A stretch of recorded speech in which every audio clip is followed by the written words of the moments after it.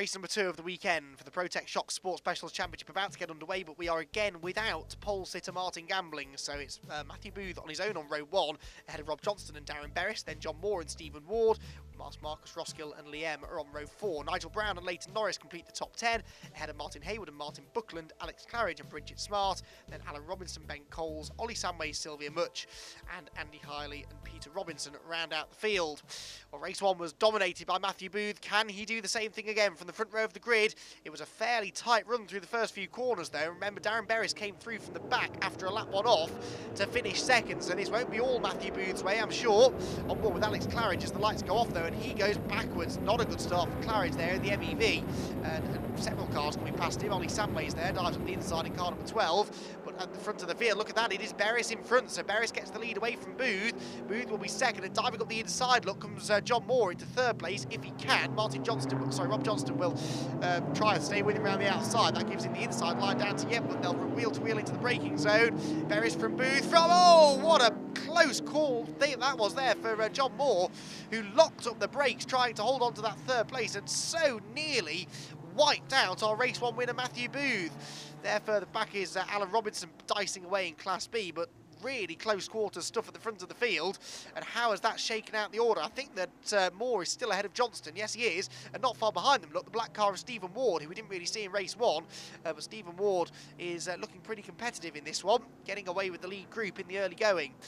In towards Gracelands they go. And Rob Johnston won't be too pleased with that, but look at this for the battle for the race lead. Darren Berris and Matthew Booth, excuse me. Matthew Booth goes right around the outside and takes the lead away. So Booth didn't take him that long, did it, to get back through? Now I wonder though whether Berris can come back at him. Berris with the V8 engine, Westfield, got to the outside line. He's got a bit more poke in a straight line as Berris, but maybe Booth's MK Indy is a little bit quicker through the corners. Let's see as they come out onto the straight. Be interesting to ride on board with the RAF liveried car as it gets the power down. Nice tight line, and yes, look at that, a bit more straight line speed. He'll get in the toe as well. They're reasonably evenly matched, but look at that. Berris definitely has the speed. Down towards turn 1, goes up the inside line, side by side again for the race lead, and Berris goes back through. Fantastic racing this between the two of them. Darren Berris, this is what we sort of wanted to see and hoped to see in race 1, but Berris got tangled up on the opening lap with John Moore and ended up falling to the tail end of the field, but the flame-spitting Westfield is back out in front now. Moved back down to second, then Johnston third. So he's got himself back ahead of John Moore somewhere around the back end of the previous lap. But these leading 4 cars much closer together now than they were at any stage in race 1. Booth back up the inside. Oh, there's been a contact between the two of them. Booth and Berris getting very close indeed as they go through Chapman Curve. And, well, Berris is defending the lead, but this is what we said. Booth's car is a bit better through the corners, whereas Berris has the straight line speed advantage. This will be a fascinating race between the two of them. If either of them can get in front and really sort of stretch their legs, then we might start to see the gap open up. But for the time being, whilst they're fighting with each other, they both have their different strengths and weaknesses, and they're both utilising them brilliantly. Back down towards Tarzan, where Booth, I'm sure, will launch another assault under braking. Goes to the outside line. Johnston's not that far back in third, though. Oh, up the inside goes Booth. That was a really clever bit of driving. Booth with the late apex gets back up the inside of Berris, and he goes back through. We've seen this script before, though, because now we're getting towards part of the circuit where Berris is strong. Got a car in the gravel coming out of Gracelands, which I fear is Nigel Brown, who has spun and I don't think has quite made the barriers, but he certainly beats in the gravel. But yes, this is the situation we had a lap ago, where Booth led onto the pit straight, but by the time we got down to the Dean hairpin, Berris had used his superior horsepower to get back ahead. Booth knows what's coming, though, pulls down to the inside line to try and defend. Berris to the outside line, tries to carry the speed through the banking at turn 1, but he really wants the inside line down at Dean, which is what he's trying to get, but Booth won't let him have that again. So to the outside goes Berris. Who's going to be latest on the brakes? You put your money on Booth, surely. But Berris is trying to go with him right round the outside. Where is Booth? There is Booth on the inside line, holding on to the lead. And now, with a whole lap ahead of him before we get back onto a long straight, can Matthew Booth use the superior handling of the Westfield to, of the MK Indy to pull away from the Westfield?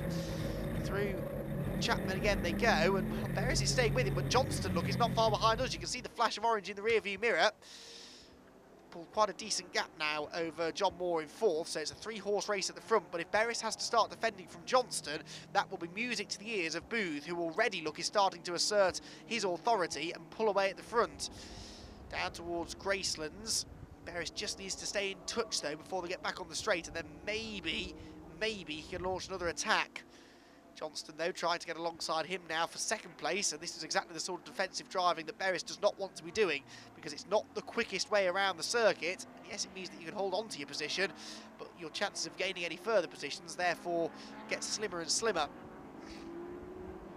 Back into Brooke Chicane. Well, he's not a million miles back, only 4 or 5 car lengths behind the race leader as they head out of Brook, up onto the banking. Quite a severe transition just there as you lead into the banking, and now we watch the straight lines being. Can Beres get close enough to attack down towards turn 1? I'm not convinced he will do.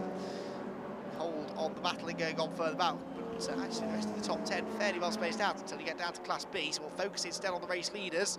And although Beres is closing on Booth, he's not going to be close enough to attack, I don't think, on the brakes, is he? He's very late on the brakes though, and he does go to the outside. Oh, Johnston though, Johnston makes a real Horlicks of the Dean hairpin, locked up the rear brakes there and had to bail out of it, otherwise he was going to run straight into the side of the leading 2 cars, who themselves were actually side by side. So that's really impressive horsepower from Beres' Westfield, that he was able to come from that far back. He was nearly a second behind in the line, and yet they were side by side under braking for the Dean hairpin.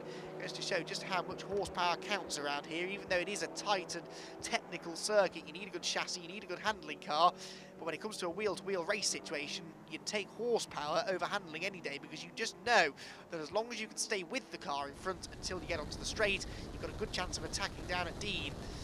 Back on board with Ollie Samways now in car number 12 as he turns his way down into Kirby, chasing down the leaders in Class B in front of us by the look of it. Through Kirby in towards Gracelands again, and yeah, you can see that Class B battle well and truly raging. Further back, Alex Claridge is still trying to work his way back up the order after that slightly sluggish start. In Class B, I can tell you it isn't the same contenders as yesterday's race, battling together. Roskill, M and Samways not far behind them. So Ollie would really like to get involved in that battle if he could. One there with Alex Claridge as we turn into the Tarzan hairpin. And back along the School Straight into the Brook Chicane, where he's not really close enough to attack, I don't think. And he's going to have to wait for his opportunity. Right, this is the Class B battle I was on about. So we've got on the left there, Marcus Roskill. Behind in the white car is Liam, and that is not Ollie Samway's car number 12. It did look like number 12, didn't it, on that car that's up the inside. That, I don't think he's running in the same battle though. Oh, Roskill runs a bit wide there. Could lose the position, could he? Inside, and well, yes, no, that is definitely on car number 12, isn't it? Ollie Samways, yes. So Samways is back in front. He takes over the class lead. So Roskill drops him behind. Turn through Chapman, and this now is getting very close indeed between Roskill and Liam. Liam is all over the curb as he tries to attack Roskill down into Kirby. Through the double apex left-hander, and Liam goes back through, so Liam takes over the what is the class lead, because it definitely is Ollie Samways behind. There is another car out there that's running a number that looks suspiciously like number 12, but it isn't. It's definitely Ollie Samways behind them, and so Liam takes over the class lead again as they turn through Tarzan. Back down the School Straight, and Roskill's going to come back at him though. M's a bit wayward over the curb, and Roskill gets the lead back. So Class B battling is really very intense, isn't it? And Roskill will now have to really defend that position as they come out onto the straight. But again, it'd be interesting to see which of these 2 cars actually has the edge in performance. Against the banking they go. And it looks as though, yeah, straight line speed-wise, there's not much to choose between them, but possibly Marcus Roskill has a slight advantage. Through the bank to turn 1 they go. And down towards Dean, and yeah, you can see that gap really has gone out, so it's through the infield section where Liam will be trying to close the gap once more. We'll be able to do that though, we'll have to wait and see. Down to Yentwood, and Roskill starting to establish some authority now, you'd have to say, in the lead of the class, just edging away slightly from the competition at this stage of the race as we hit the middle portion of this 6th round of the championship. Matthew Booth still leads the way at the head of the Class A field, and look at this, Class B. Well, Liam really is using the low costs, good handling to close right back in on the Marcus Roskill machine. Marcus at the wheel of the Silver Phoenix, of course, several of those Silver Phoenixes racing in this championship as ever this year. And he's having to really go defensive now, hard on the brakes into Tarzan. Booth looking for the cutback, can't do it there. Heads up the hill towards Brook Chicane, and now we're heading into the part of the circuit where actually the superior straight line speed of Roskill Silver should, in theory, allow him to pull back away again, although the gap is much the same as it was a lap ago. So even if he does pull away in a straight line, Liam's going to be right with him through the corners. You can see there visibly how much more speed Liam is able to take through the turns. And then they get onto the straight, and the slightly heavier but slightly more powerful Phoenix pulls right away. Good battling going on further back here. That's again another group of Class B cars. Number 18 there is Martin Buckland, and behind him I think is number 65 Martin Hayward, and this could be another change of position as they head down into Dean, and Hayward goes up the inside line, and it will indeed be Hayward who takes over the position. Hayward actually running within Class A, Martin Buckland in Class B. Hayward it is who gets himself through. Haven't yet seen any sign of Leighton Norris in this race, who of course was one of our contenders for victory in race 1 for Class B. The reason being that he didn't start the race. Now, we don't know why, but that meant we had 2 non-starters, and there were 2 potential race winners within their various classes. Martin Gambling, of course, due to start on the overall pole position, and Leighton Norris, who was due to be the third highest qualifying Class B car. It's not meant to be for them. They've not been able to get out there for the start of the race. Drive past the stricken car of Nigel Brown after his first lap off, and Hayward starting to get away now from the car behind, so looks as though he's fairly well established in that position now. These are both Phoenixes, but Hayward in the silver and Buckland in the STM. It looks as though it's the silver that just has the edge at the moment this weekend.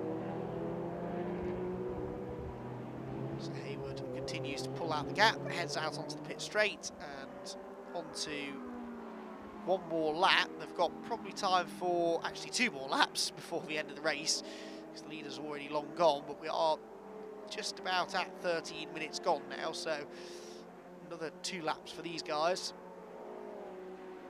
Of course we have the 13 minutes plus that extra lap. Championship wise, Matthew Booth, if he can take this win again in this race, I remember Darren Berris is still second, that means he's going to take a fairly substantial amount of points away from championship leader Rob Johnston. There is Matthew Booth, he goes on to his final lap of the race, and well, I'm not counting too many chickens yet, because Darren Berris is not a million miles back, he's only a second and a half or so behind as they go on to this final lap, so any mistakes for Booth and Berris will be with him. I'm not convinced that Darren is quite going to have the pace through the infield section of the lap to really launch the attack. Through Edward, up towards Chapman, using all the curb, not too much, otherwise you start getting told off for exceeding the track limits. And indeed, more than told off, you can be given time penalties if you do it excessively. But, no real need for Matthew to push on too hard. He's got the gap, he knows that the car is good through this part of the circuit. Doesn't look as though that MK Indy can be caught. Back on board with Darren Berris in the Westfield V8, which has shown itself to be a very fierce competitor though this weekend, and on maybe a slightly more open and high-speed circuit, a race-winning car potentially. Tight technical infield section here at Rockingham, just not suiting that car particularly well. Matthew Booth has set a lap time in this race incidentally that's half a second quicker than he did in race 1, so that shows actually that's really impressive that Beres has been able to stay with him, because Booth is going as quickly as he possibly can.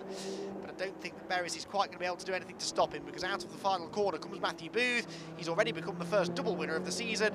Now he becomes the first driver to win 2 races in one weekend, and it's a 3rd win of the season for Matthew Booth. Second place goes to Darren Beres, but he was only a second behind at the flag. There's quite a long wait then for Rob Johnston, but here he comes out of the final corner, and he will come home to round out the podium overall, and of course the podium within Class A as well. Confirmation of the result then: Booth from Beres from Johnston on the podium, then John Moore 4th, Stephen Ward 5th, and Ed Fuller 6th. Then it's Marcus Roskill, Liam, Ollie Samways and Martin Hayward rounds out the top 10. Next up is Martin Buckland, Alan Robinson and Alex Claridge follow, then Bridget Smart and Sylvia Much. We lost though Ben Coles, Nigel Brown, Peter Robinson and Andy Hiley, whilst Leighton Norris and Martin Gambling were non-starters. Matt, you started off inherited pole, but it wasn't easy the first few laps. After that, you kind of run away with it. Yeah, once again, the Westfield did an amazing job. Like, fast on the straights, like great into the first corner, and he got me. So I just knew I had to get him back by the hairpin, and then be able to pull the gap, so he couldn't use that power on me down the straights. So managed to do that, and then like break that gap, and yeah, it were a hard race because I had to be pushing all the way through. But yeah, it were a good race. Yeah. Now, is that the first time you had a brace of wins? Yeah, I almost did it 2 years ago here, but I just got pipped on the final straight on the last lap. But yeah, I've managed to do it now, so I'm happy. Yeah. Congratulations, go and enjoy it. Thanks. Just want to thank the RAF in general for their support, the RAF Central Fund, the RAF Sports Federation, who do a little bit to contribute to help running the car, and amongst all the other armed forces people that come under the 750 Motor Club. And talk us through the race. It was you're dicing all the way, but it's right fun out there. It was excellent. I mean, I knew right from the word go. I changed how I was going to do the start, so less wheel spin, and the car, once it gets onto that wave of torque, I was very surprised just to kind of drive past everyone into the first corner and just get that lead straight into the first corner, which was just brilliant, and try and hold Matt up for as long as I could. Yeah. What can you do to keep Matt behind you? It's a tricky thing, isn't it? I've come from a series, so the Armed Forces series, we're all very gentlemanly and stuff like that, and it's moving into a series where there's just that little bit more competitive edge, and I probably left the door open on a couple of occasions. That's my learning process that needs to take place. So he was able to get inside me at the hairpin when I thought, okay, I'm not quite at the apex, but I'm close enough, and then his nose appeared, and it's just like, okay, right, and now I know. So yeah, it's just a little bit more developing my defensive tactics. I think racecraft, isn't it? Yeah, exactly, and I think my car being slightly heavier, so plenty of power, plenty of torque, but a little bit more weight to keep it in the class limit, means that sort of mid-corner in the race, the car loads the tyres a little bit more, so the lighter cars might be less powerful, but they preserve their tyres a little bit better, and I found that through the middle of the race. So when I was defending quite hard, that was where I was conscious that my weak point was. But I was able to keep Matt honest, and I was able to hold on to second with a bit of defensive driving in there as well. So learning from the first bits where I lost the lead, but it was just fantastic fun, really was. It was fantastic to watch as well. So go and enjoy it. Well done. Thank you very much. Rob, it's another podium this weekend. It was a tough race. Obviously, you're sweating. Talk us through it. Yeah, it was a bit difficult. We made some changes to the car overnight, which helped the car through the slower sections of the track. But unfortunately, we had the same problem with the brakes come through. So although I could run at the pace that Matt was putting at the front, when it came to sort of trying to make any outbraking manoeuvres, then there was too many risks to be had. So it led to a couple of mistakes as well. So I lost ground towards the end to Darren. But yeah, we'll make some changes and obviously fix the brake problem hopefully to next time. Oh, congratulations for now. Thank you. Thank you.